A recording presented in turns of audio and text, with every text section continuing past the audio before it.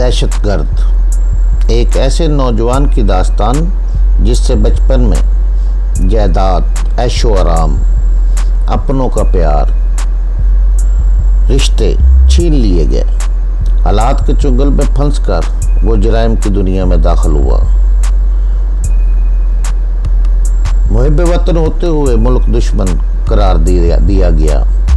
India گیا تو قدم قدم پر موت نے گھیرا، مگر اس نے انڈیا میں انڈیا کی بینڈ بجائے رکھی۔ داستان کی طرف جانے سے پہلے چینل کو سبسکرائب کریں، لائک اور شیئر کر کے اپنی محبت کا ثبوت دیں۔ ایک دل ہلا دینے والی داستان، دہشت گرد۔ دہشت قسط نمبر 105۔ ان لوگوں نے جیپ تک ہماری رہنمائی کی۔ میں نے اس دوران میں ٹارچ روشن کر لی تھی۔ راستے میں گنیش اور دادا کی لاشیں پڑی تھی۔ دادا کی لاش دیکھ کر خوف سے ان کا چہرہ زرد پڑ گیا۔ ان کی چٹکی ہوئی کھوپڑی نے اس کے چہرے کو اتنا مکروہ اور بھیانک بنا دیا تھا کہ اس کی شکل مجھ سے بھی نہیں دیکھی جا رہی تھی۔ میں نے جلدی سے ٹارچ کا رخ بدل دیا۔ کانتا درختوں کے جھنڈ میں چھپی ہوئی جیپ نکال لائی۔ میں نے ان دونوں سے کہا، تمہاری گاڑی میں جتنا پٹرول ہو وہ سب نکال لو۔ جیپ میں پٹرول کا خالی کین اور پتلا پائپ موجود تھا۔ ان دونوں نے بلا چو چرا میری ہدایت پر عمل کیا اور گاڑی میں سے پٹرول نکال لائے۔ اس کے بعد میں نے گاڑی کی تلاشی لی۔ اس میں کوئی بھی کام کی چیز نہیں تھی۔ پھر میں نے ریوالور نکالا تو ان دونوں کے چہروں پر ہوائیاں سی اڑنے لگی اور دھواں ہو گئے اور وحشت زدہ انداز میں لگے۔ میں نے ایک لمحے کو ان کا جائزہ لیا۔ وہ ایک لمحہ ان پر قیامت بن کر گزر گیا ہوگا۔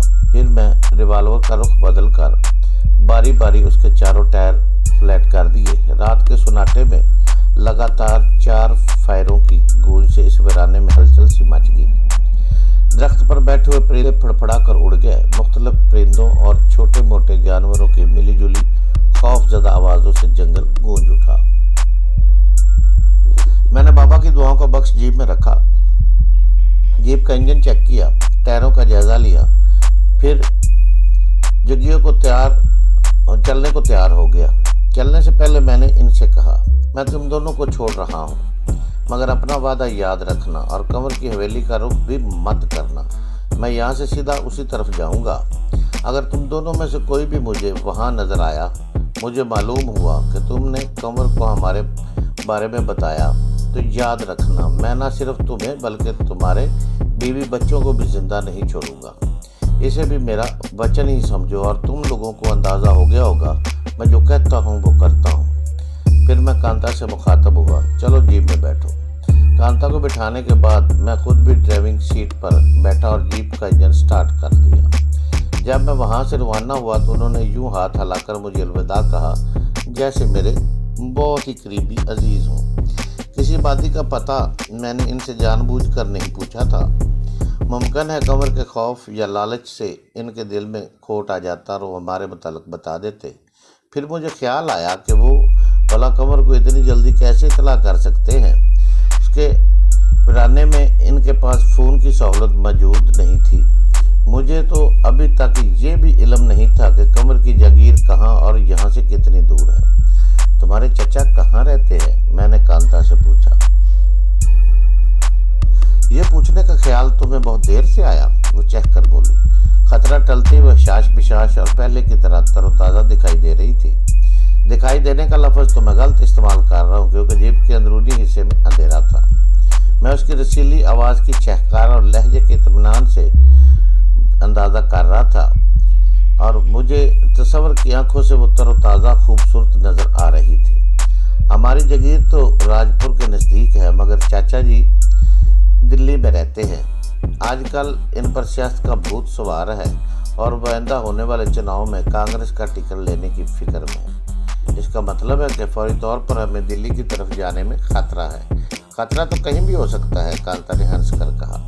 الہ آباد، کانپور، مراد آباد اور آگرہ میں ہماری ملیں ہیں۔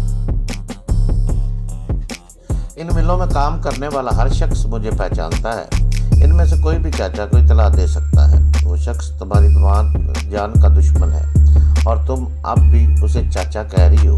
مجھے اچانک غصہ آ گیا۔ ارے دیکھو، سامنے دیکھو، ورنہ گاڑی کسی درخت سے ٹکرا دو گے، کانتا چہک کر بولی۔ اس کا نام کنال کپور ہے اور کے نام سے مشہور ہے۔ اس کے کرندے اور ملازم اسے کنور صاحب کے نام سے یاد کرتے ہیں۔ اچھا، اب یہ بتاؤ کہ ہم جا کہاں رہے ہیں؟ تمہیں معلوم ہے یہ راستہ کہاں جاتا ہے؟ بھئی یہ راستہ تو کہیں نہ کہیں جائے گا ہی، کانتا مسلسل چہک رہی تھی۔ بعض راستے بند گلیوں پہ ختم ہو جاتے ہیں، میں نے بھی اسی لہجے میں جواب دیا۔ گلی کی وہ دیوار تم سے زیادہ مضبوط تو نہیں ہوگی؟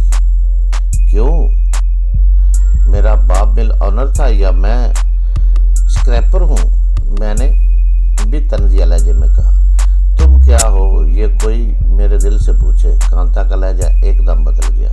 تم میرے لیے کیا ہو تمہیں اس کا 1% بھی اندازہ نہیں ہے۔ یہ کہہ کر وہ مزید میری طرف سرک گئی۔ میں ڈرائیونگ کر رہا تھا کانتا، میں نے سخت لہجے میں کہا، حالانکہ اس کے جسم سے اٹھتی ہوئی مسحور کن مہک میرے حواس پر چھانے لگی تھی۔ تم کرتے رہو ڈرائیونگ، وہ جذبات سے لبریز آواز میں بولی اور اپنا سر میرے شانے سے ٹکا دیا۔ میرے ہوش اڑ گئے، لبے بھر کو میرا ہاتھ اسٹیئرنگ پر کانپا اور گاڑی پگڈنڈی کے کنارے لگے ہوئے ایک درخت سے ٹکراتے ٹکراتے بچ گئی۔ سیدھی بیٹھو کانتا، میں نے دل پر جبر کر کے اسے جھڑک دیا، ورنہ دل تو میرا بھی چاہ رہا تھا کہ کانتا کا خوبصورت سر یوں ہی میرے کاندھے پر ٹکا رہے۔ تم اپنے آپ کو سمجھتے کیا ہو؟ وہ تلملا کر بولی۔ ارے یار میں کیا سمجھوں گا، میں نے ہنس کر کہا۔ تم شاید بھول گئی ہو کہ میرا وہ شانہ بری طرح زخمی ہے جس پر تم ابھی لدی ہوئی تھی۔ آئے میں مر گئی، کانتا نے گھبرا کر کہا۔ سوری کامران، میں تو بھول ہی گئی تھی کہ تم زخمی ہو، مجھے معاف کر دو پلیز۔ جاؤ، معاف کیا، میں نے بے نیازی سے جواب دیا۔ ذرا ٹارچ مجھے دو، میں تمہارے زخم پر پٹی باندھ دوں۔ پٹی کی ضرورت نہیں ہے، میرے خیال میں خون بہنا بند ہو گیا ہے اور پٹی ایسے بندھے گی تو بھی نہیں، مجھے اپنی شرٹ اتارنا پڑے گی۔ ابھی ہمارے پاس اتنا وقت ہے کہ کسی محفوظ مقام پر رک کر میں پٹی بندھوا لوں گا، میں نے اسے سمجھانے والے انداز میں کہا۔ وہ خجالت امیز لہجے بولی، تمہیں زیادہ تکلیف تو نہیں ہوئی کامران؟ نہیں ہوئی تھی، میں نے کہا، جب ہی تو میں نے تمہیں اتنی بری طرح جھڑک دیا تھا۔ میری بات کا برا مت ماننا، جس دن تمہاری بات کا برا مانا اس دن میں مر جاؤں گی، کانتا رومانٹک لہجے میں بولی۔ پھر وہ چونک کر کہنے لگی، مگر اس وقت ہم جا کہاں رہے ہیں؟ الہ آباد، میں نے جواب دیا، وہاں مجھے بہت ضروری کام ہے۔ الہ آباد؟ وہ چونکی۔ وہاں تو مجھے بہت سے لوگ پہچانتے ہیں، مجھ سے زیادہ نہیں پہچانتے ہوگے، میں نے جواب دیا۔ الہ آباد کی پولیس کتوں کی طرح مجھے تلاش کر رہی ہوگی، اس کے باوجود تم وہاں جا رہے ہو؟ کانتا کے لہجے میں تشویش تھی۔ میں یہاں ایک کام سے آیا ہوں کانتا، اور وہ کام مجھے ہر حال میں کرنا ہے۔ پولیس تو رہی ایک طرف، یہاں کے تو کچھ بدماش بھی میرے دشمن ہو رہے ہیں۔ انہیں بدماشوں نے تو مجھے میری ساتھی کو ہسپتال سے اغوا کیا تھا، ان سے جان چھڑائی تو منگل مل گیا۔ پھر وہ چونک کر بولا، تم تو جانتی ہوگی ابھی میلے میں کتنی دیر ہے یا وقت گزر چکا ہے؟ میرا خیال ہے کہ ابھی میلے میں کچھ دن باقی ہیں۔ میرا خیال ہے کہ ہاں کچھ دن باقی ہیں، وہ پرخیال لہجے میں بولی۔ اس نے کچھ سوچتے ہوئے پھر کہا کہ تم ہمارے پاس کب آئے تھے؟ آج 18واں دن ہے، میں نے ایک ایک دن کا حساب رکھا ہے۔ آج تاریخ کیا ہے؟ کانتا نے پوچھا۔ میں نے دل میں جلدی حساب لگایا اور بولا، آج میرے خیال میں دسمبر کی 12-13 تاریخ ہے۔ پھر تو پہلی ہی بہت دن ہے، کانتا نے کہا۔ میں نے بتایا تھا کہ میلہ دسمبر کی 31 تاریخ کو شروع ہوگا۔ مجھے بھی یاد آ گیا کہ میلہ شروع ہونے کی یہی تاریخ ہے۔ میں شاید پہلے بھی آپ کو بتا چکا ہوں کہ بھارت میں الہ آباد کے مقام پر ہر 12 سال بعد ایک جگہ ایک میلہ لگتا ہے، جہاں بھارت کے 3 دریا گنگا، جمنا اور سرسوتی اکٹھے ہوتے ہیں۔ یہ کمبھ کا میلہ کہلاتا ہے اور پورے 9 دن جاری رہتا ہے۔ اس میں نہ صرف ہندوستان کے گوشے گوشے سے بلکہ سری لنکا، نیپال، بھوٹان اور دنیا کے مختلف حصوں سے لوگ شریک ہوتے ہیں۔ ایک اندازے کے مطابق وہاں کم سے کم 10 لاکھ سادھوؤں، جوگیوں मुफतियों और पंडितों का इत्मा होता है। ये तादाद पहले साल की थी। मेरा ख्याल था कि इस मरतबा ये दुगनी से भी ज़्यादा होगी और मुझे करोड़ों इंसानों के इस जम्मे गफीर में विनोद पांडे को ढूंढना था। मैंने कांता से पूछा, तुमने कभी कुंभ मेला देखा है? नहीं। बाबा के बारे में अक्सर इस मेले के बारे में बातें किया करते थे। वो इस मेले में कई दफ़ा जा चुके थे। मैं जिद कर रही थी कि बाबा मुझे इस बार ज़रूर मेले में ले चलो। वो राज़ी नहीं हो रहे थे। कहते थे कि तेरी तो अभी उम्र पड़ी है, इसलिए हम मेले में नहीं जाएंगे, फिर कभी देख लेना। मुझे उम्मीद नहीं थी कि मेरी ये खुशी इतनी जल्दी पूरी हो जाएगी। नहीं कांता, मैंने सख्त लहजे में कहा, मैं वहाँ मेला देखने या तफरी करने नहीं जा रहा, एक बहुत ज़रूरी काम से जा रहा हूँ। तो तुम करते रहना अपना काम, मैं क्या तुम्हारे काम से तुम्हें रोकूंगी? कांता मुँह फुलाकर बोली। तुम समझती नहीं हो, मैं जला गया। वहाँ मेरी मौत भी हो सकती है, झगड़ा भी हो सकता है। मैं वहाँ अपना काम करूँगा या तुम्हारी हिफाजत करूँगा। कांता चंद लम्हे खामोश रही, फिर चुटकी बजाकर बोली, एक ज़बरदस्त आइडिया है कामरान। उसने जोश में आकर मेरा जख्मी शाना झंझोड़ दिया। इस मरतबा वाकई मुझे खासी तकलीफ हुई। अगर तुम्हारा आइडिया मेरा एक हाथ जिस्म से अलहदा करने का है तो मुझे माफ़ रखो। वो एकदम शर्मिंदा हो गई और बोली, सॉरी कामरान, मैं फिर भूल गई थी कि मेरा हाथ जख्मी है। मैंने उसका जुमला पूरा कर दिया। खैर, तुम जख्म को छोड़ो, आइडिया बताओ।